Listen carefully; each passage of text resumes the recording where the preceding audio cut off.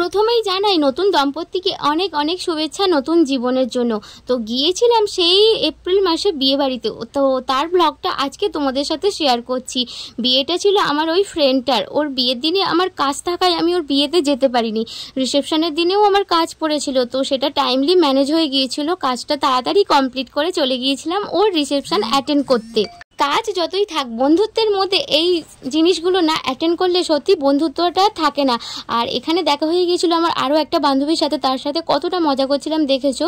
শুধু বান্ধবী নয়, অনেক আমাদের ফ্রেন্ডসরা ছিল, পুরো টিমটার সাথে খুব মজা করেছি।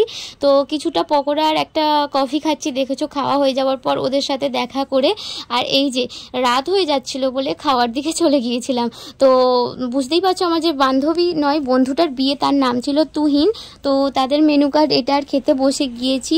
আর এই যে আরও একটা নতুন দম্পতি, বেশ কিছুদিন হলো এদের বিয়ে হয়েছে, তো ওদের সাথেই আমি বসে পড়েছিলাম খেতে, কারণ অনেকটা রাত হয়ে যাচ্ছিল, বাড়ি ফিরতে হতো। তো এবার চলে আসি খাওয়া দাওয়াতে। কি খাওয়া দাওয়া করেছি, তো প্রথমেই বসে ভেজিটেবল চপ কাসুন্দি দিয়ে, দারুণ লেগেছে। তারপর চলে এসছে রাধাপল্লবী চানা মশলা, ও এটা খেতে তো আমার দারুণ লেগেছে, সত্যি খাবারের টেস্টগুলো খুব সুন্দর ছিল।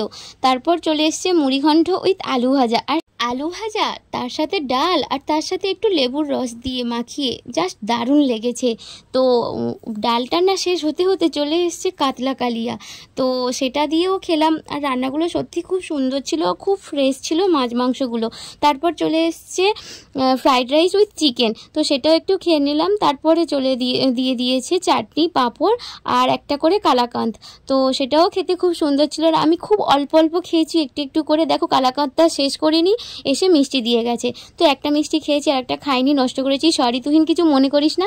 আর এই যে ওদের তত্ত্বগুলো একটু দেখিয়ে দিচ্ছিলাম, কি দারুণ লাগছে। ওখানে দুটো পায়রা ছিল, ওটা কাপড় দিয়ে করেছে না মিষ্টি দিয়ে করেছে ঠিক আমি বুঝতে পারিনি, তাড়াহুড়ো করছিলাম তো বাড়ি ফেরার জন্য। তো ওই ওদের ফাইনাল লুক, আর এইটা হচ্ছে ওদের বিয়েবাড়ির গেট। আমার তো দারুণ লেগেছে ডেকোরেশনগুলো। তো যখন আমি বাড়ি ফিরি তখন অনেকটা রাত হয়ে গিয়েছিল, প্রায় একটা মতো। তো বাড়িতে এসে মেকআপটা তুলছি দেখো, আর আমি মেকআপটা খুব বেশি ডিপ করিনি, একদম স্কিন টোনেই রেখেছি, একটু জাস্ট টাচ আপ করে গিয়েছিলাম। যতই হোক বিয়েবাড়ি একটু টাচ আপ না দিলে হয়, কোনো রকমের টাচ আপ করে চলে গিয়েছিলাম। তো বিয়েবাড়িতে দারুণ এনজয় করেছি। শেষে তোমাদের সাথে কিছু ফটো শেয়ার করলাম, তো ওদেরকে তো দেখতে খুব সুন্দর লাগছিল। আর এই যে আমাদের ফুল টিমের ছবিও এখানে দিয়ে দিয়েছি। আর ব্লগটা কেমন লাগলো জানিও, আর ওদেরকে অনেক অনেক শুভেচ্ছা নতুন জীবনের জন্য।